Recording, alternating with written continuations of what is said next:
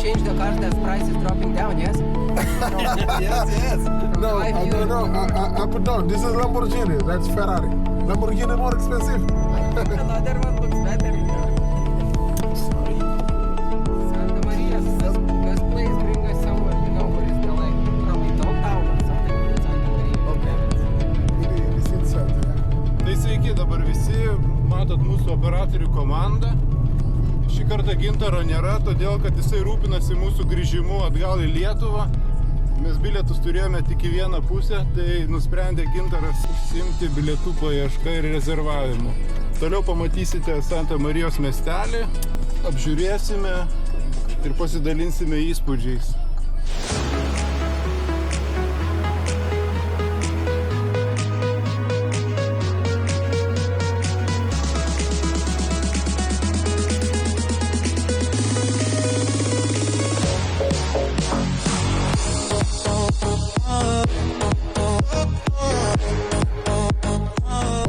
$1 here is very cheaper. I don't have nothing to do this.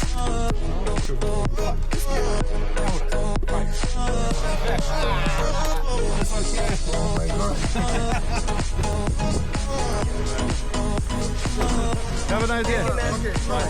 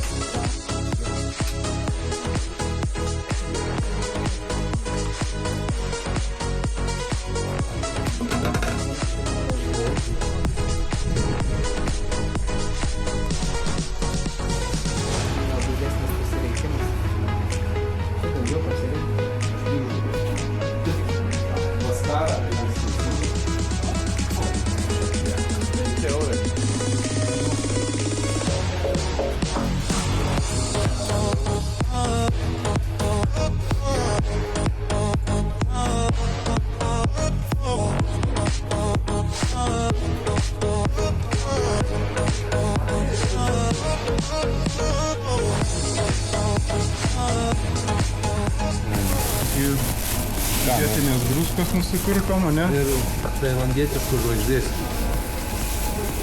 kur sovietmečiu duodavo mums.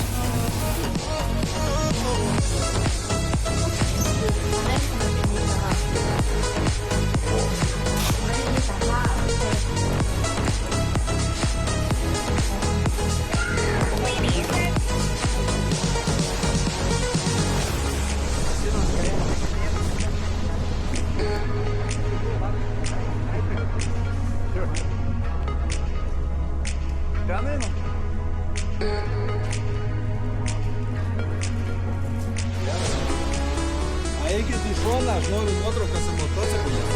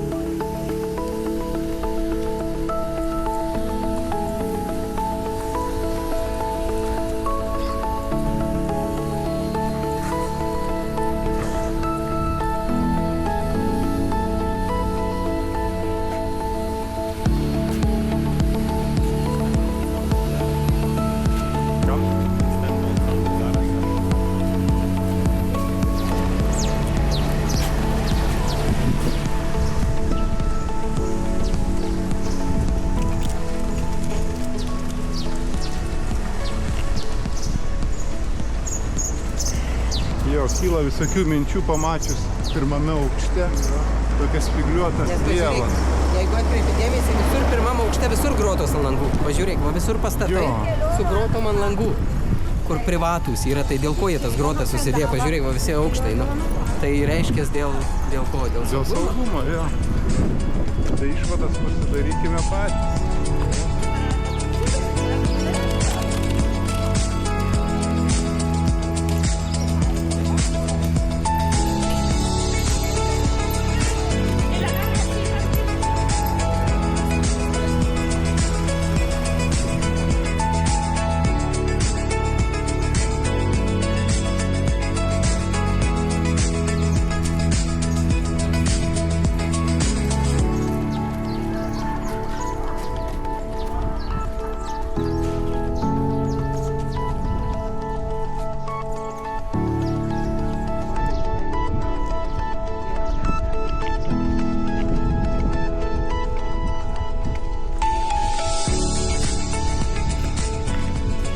Įdomiai, tokių pakleistų pastatų net keista. Statytas kaip prabangus, bet jau net tvoros aprūdijusios. Ir neaišku, ar čia gyvena dar kas nors ar ne. Langai išdaužyti. Tokie kontrastai kartais keistai atrodo.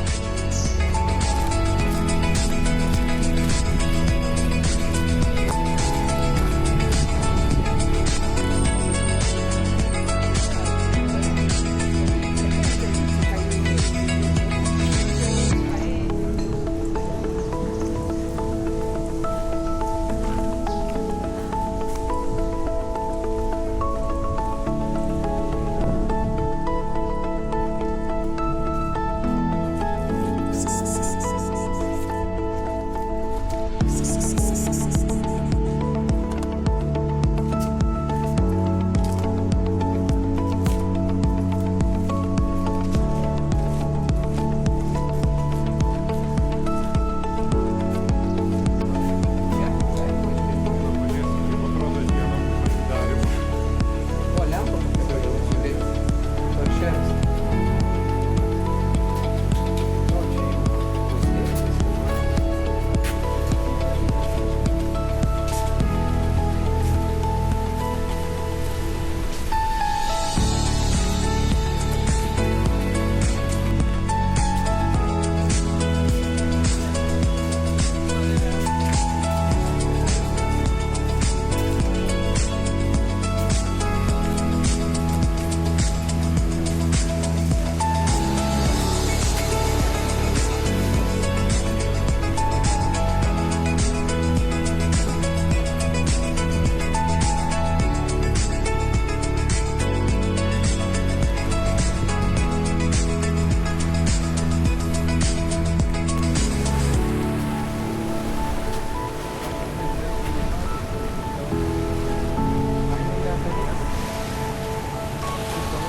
Kai tik 7 dienas pliaže ir pliaže, ne?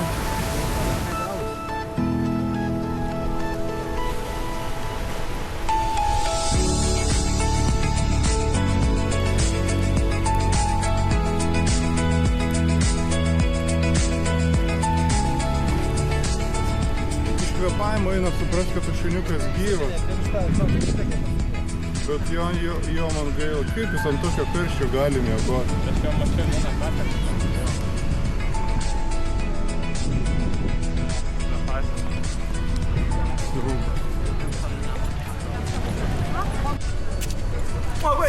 Laukiam taksi, bet taksi atsiskaityti nori tik grinais. Tai dabar jie bando organizuoti, kad galima būtų atsiskaityti kortele. Tai žiūrėsim. Ar sulauksim. Žodžiu, kortelių nieks nepriima. Atvažiuosim, nubėgsiu į kambarį, paimsiu grinų ir atsiskaitysim, nes čia neįmanoma su kortelėm atsiskaityti. Taxi, no, you pay in the card. Or in the phone now.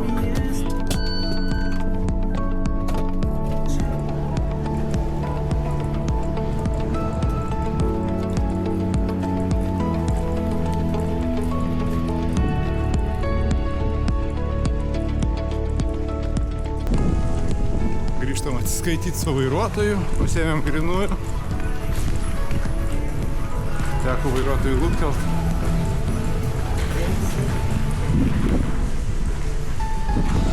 Kelionė kainavo 5 eurus. Thank you very much. Thank you, my friend.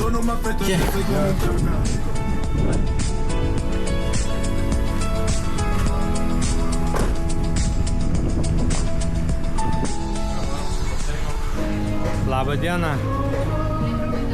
Dalis komandos grįžo iš pasivaikščiojimo mieste, tai Giedrius apie tai jums pasakojo. O mes tuo metu rūpinomės labai svarbių dalykų, tai yra logistika. Tai dėl to likom viešbutyje, susitvarkėm logistiką ir prabuvau prie baseino, nes dabar, kadangi pabaigėm jau visus darbus, turime 2 pilnai laisvas dienas, 2 pilnai laisvas dienas atostogų vasaroje.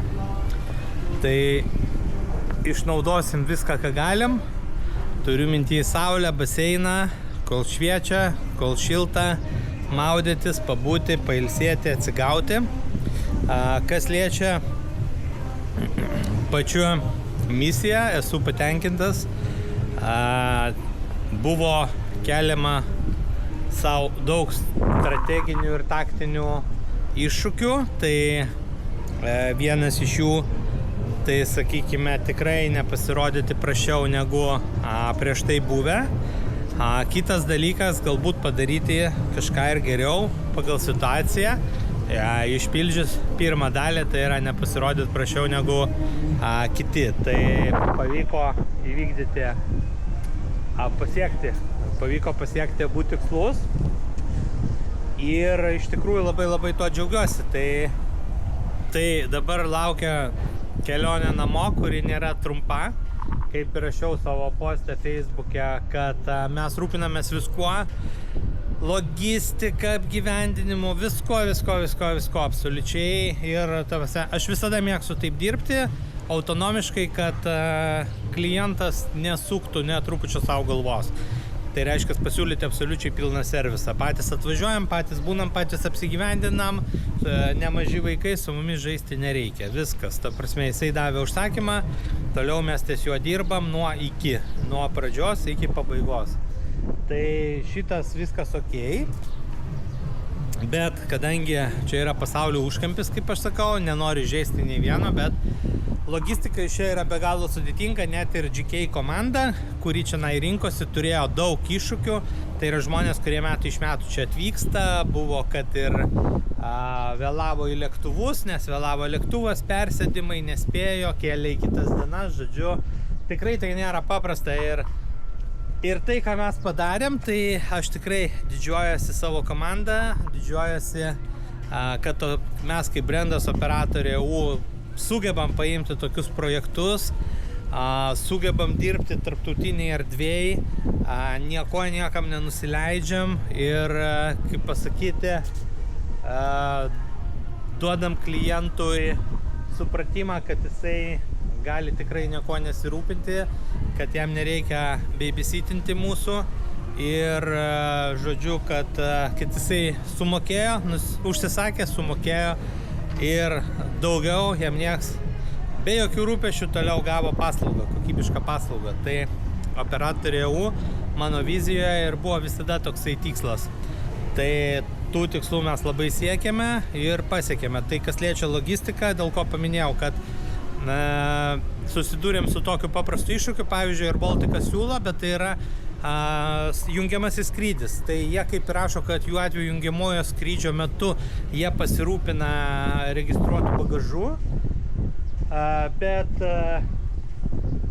kitas dalykas, kad mums trūksta kilogramo, tada jie sako, tu sistema, kadangi tai yra 2 aviakompanijų jungiamasis skrydis, nors tu perki tiesiai per Air Baltico šiuo atveju puslapį, tai jie sako, kad tu turi skambinti, bandyti susisiekti su jais, rašyti ir dasipirkinėti bagažo. Tai reiškia, kad dasipirkinėti bagažo ir kažkokias tai sąlygas neaiškės, aš tikriausiai turėčiau vykti pagal pirmos aviakompanijos, kuri mus skraidins pavyzdys iš Bristolio į Amsterdamą. Pagal tas sąlygas. Žodžiu, nusprendėm, kad Parašėm laišką, jie neatrašė, dar kartais tikinam, kad, dėja, bet ne visur yra servisas aukštas, o per pasaulį tai dažnai jisai yra pakankamai žemo lygio ir gerbimi draugai, galiu tikrai pasakyti, kad mes Lietuvoje dar turim fantastinį servisą, nes kai pradedi keliauti, supranti, kad taip kaip dirba mes, tai ir tai, kaip dirba Lietuvoje žmonės, kaip jie dirba su aptarnavimu, paslaugų sektorėje, tai yra labai aukštas lygis, žiauriai aukštas lygis, pasaulyje retai kada sutiksi tokį lygį, tai yra tikrai tiesa. Žodžiu, mes nusprendėme biškį apsidrausti ir daryti taip, kad po to nekiltų netikėtumo, tai reiškia, mes prarandam vieną dieną, bet planas toksai, kad grįžtam į Bristolį, tada dar nenusprendėm, nakvojam Bristolyje, dar nenakvojam, žodžiu, 24 vakare mes leidžiamės Bristolyje, vėlai vakare 21:30, kol pasimsim bagažą, bus jau vėlu, tai ar nakvosim Bristolyje ar ne, dar nenusprendėm, bet vėliau mes turim pervažiuoti į Londoną ir skrisim iš Londono Lutono oro uosto su Air Balticu, užsisakėm viską, ko mums reikia, turim bilietus, tai lieka vieninteliai du klausimai, tai yra transferis iš Bristolio į Londoną ir viešbučiai, kiek mums jau jų reikės. Su viešbučiais problemų nėra, nes yra booking.comas, kuris puikiai veikia, tai gali beveik paskutinę minutę susitvarkyti, čia didelės problemos nėra. Aišku, taip, patarimas, jeigu jūs norit vidury nakties, gali būti, kad kai kurie viešbučiai jums netvirtins. Na, sakykim, tą pradėti daryti vidurnaktį. Tai viešbučių ir transferio klausimą pasilikom dar diskusijai ir paplanavimui rytoj. O dabar tai 2 dienos mėgauti saulę, nes poryt mes maždaug, jeigu gerai pamenu, apie 1 kylam, na tai skaitant procedūras, gal ir pasikartosiu, bet dienos jau tos nėra, tai kaip pasakyti, tai dėl to 2 dienos pilnai relakso, saulės, baseino, gero oro, vasaros, o tada bandysim grįžti į Lietuvą. Kai buvom Jungtinėj Karalystėj, tai irgi kažkokio tai labai blogo oro nebuvo. Ten yra daug šilčiau, man atrodo, mes turėjom plus 12 laipsnių, tai nebus tokio šoko, kad iš karto į kažkokį. Nors šiandien kalbėjausi su Lietuva, tai sakė, kad yra atlydys ir ten pliusinė temperatūra. Tai irgi kažkuria prasme gal kažkiek tai ir džiugina. Tai va taip pat bandom pozicionuoti mūsų brandą operatoriai EU, bandom užsitarnauti vardą, bandome pritraukti vis naujų iššūkių ir to pačiu ir užsakymų, o to pačiu ir pinigų į Lietuvą, nes vis tiek taip labai nemažai pinigų kainuoja logistika, bet žmonės yra samdomi iš Lietuvos ir į jų sąskaitas vėliau įkrenta pinigai už atliktus darbus, o tie pinigai ateina iš užsienio, tai Lietuvai yra tikrai labai gerai tokie procesai. Tai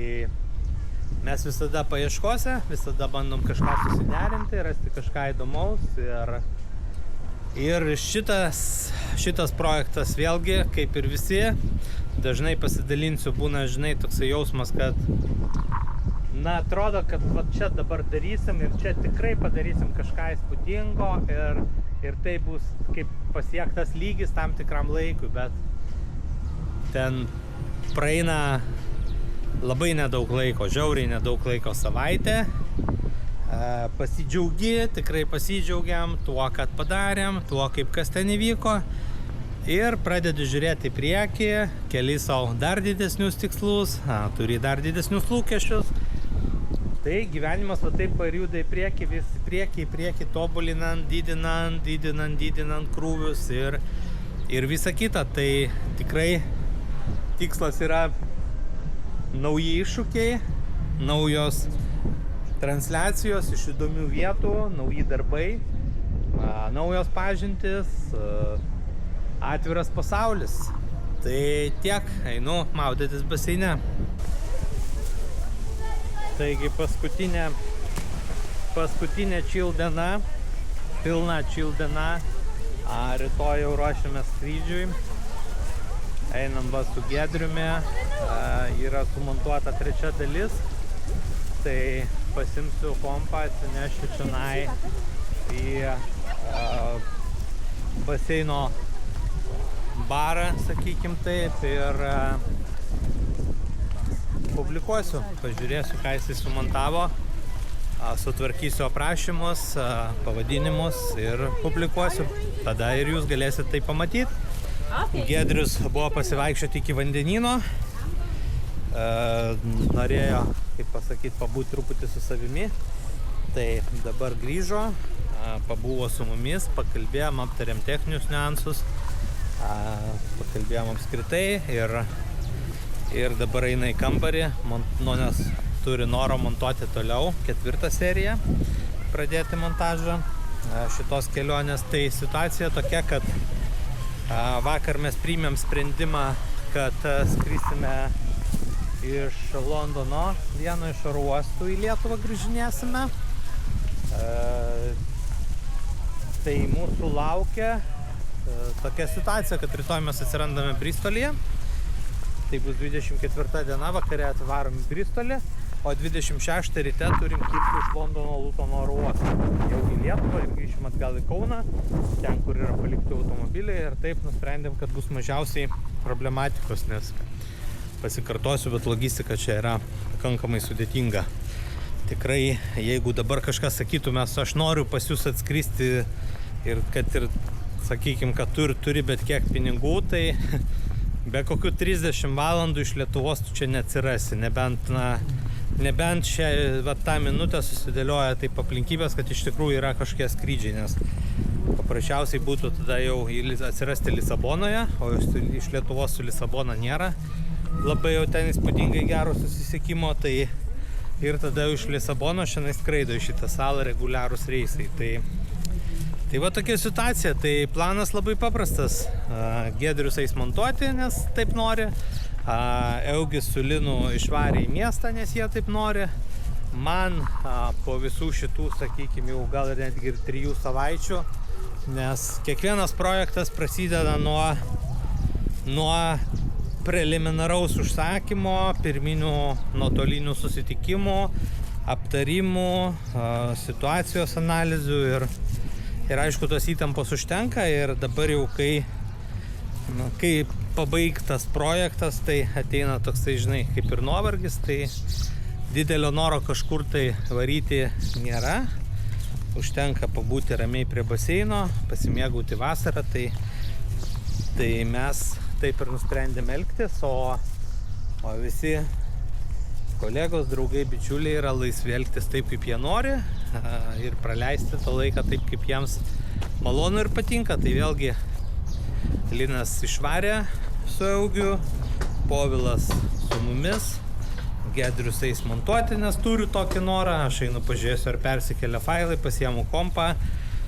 nešuosi į barą ir publikuosiu jums 3 dalį. Taip, biškį užtrukom, bet yra kaip yra. Yra daug reikalų, kuriuos taip pat reikia spręsti, ir nesigauna Giedriui būti ir montuoti non-stop viską. Tai tiek žinių, greičiausiai pasimatysim jau rytoj ir pabandysim jums parodyti, kaip mes išjudame. Čia einu per mūsų viešbutį. Čianai apačioje gyvena Eugis. Hi, hello. Mes gyvenam 2 aukšte, Giedrius gyvena 3 aukšte. Tai tam kartui tiek. Tai ką, ruošiamės išvykimui. Sudėdinėjom Starlinką. Paruošėm jį transportavimui.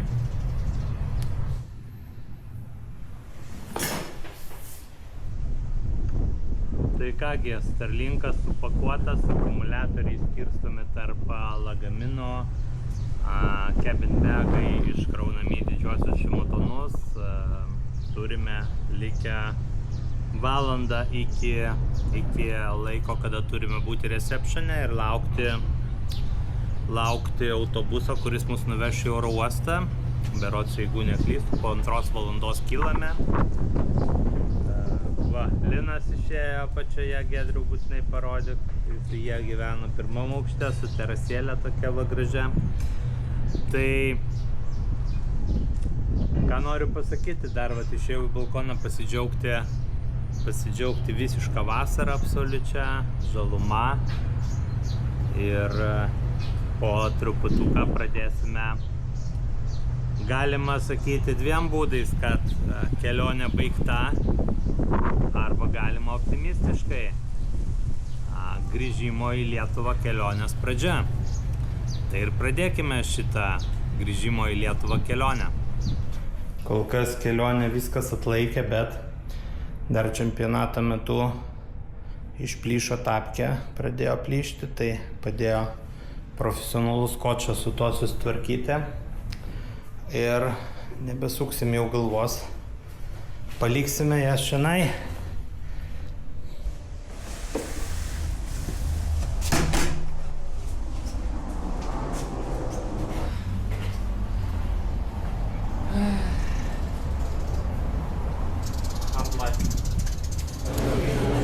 Tai mes šiuo metu jau esame oro uoste, pridavėme bagažą, praėjome saugumo patikrą, sėdime prie vartų, dabar 14:04, o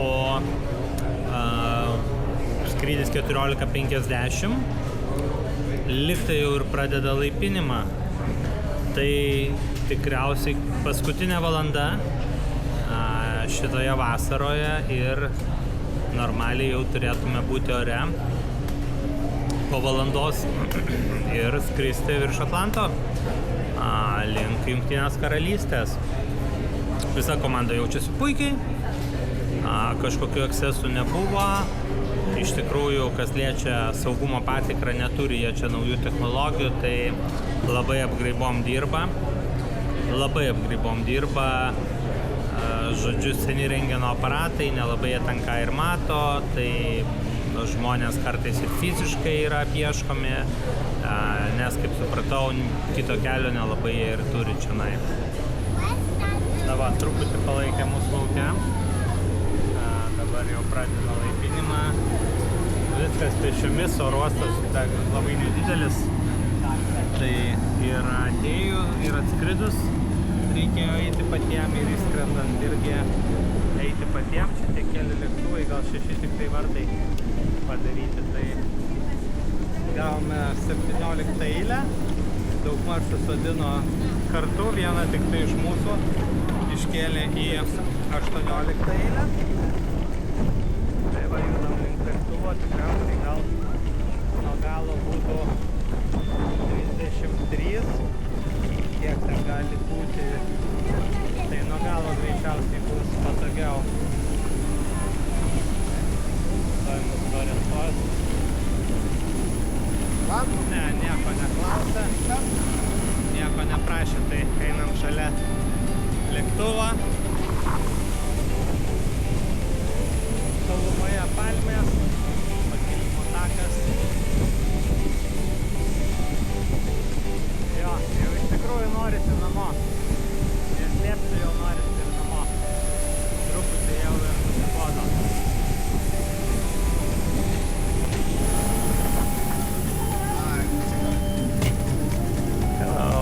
Hi there, how are you? Not bad, thank you. Not too bad.